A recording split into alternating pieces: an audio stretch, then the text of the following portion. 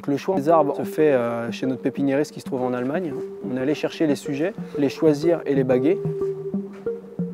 L'arbre a été habitué en pépinière à être transplanté plusieurs fois. On les a retirés plusieurs fois de leur fosse de plantation pour développer le chevelu racinaire au pied de l'arbre, pour faciliter sa reprise sur site.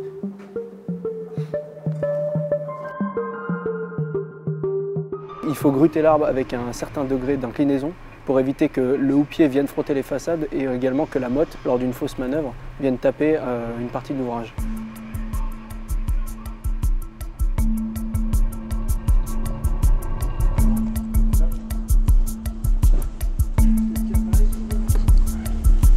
Les 3 arbres sont un ginkgo, une vingtaine d'années, un prunus, une dizaine d'années et un crataegus, une dizaine d'années. C'est des arbres qui sont denses dès la base. Il y a plusieurs troncs qui démarrent de la base, ce qui permet d'avoir un certain volume de feuilles dès la base et non pas un volume de feuilles qui viendrait étouffer les autres arbres en hauteur. Ce qui a été le plus compliqué, c'était de placer les arbres selon le souhait de l'architecte. On va choisir la meilleure face, la meilleure inclinaison de l'arbre et le meilleur placement pour son développement futur. On ne le place qu'une seule fois.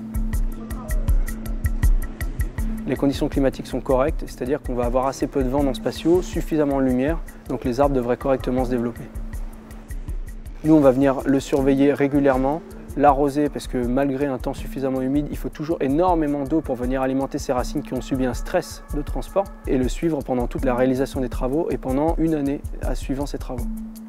C'est des arbres qui sont quand même assez vieux et qui peuvent encore passer une bonne trentaine d'années sur le site.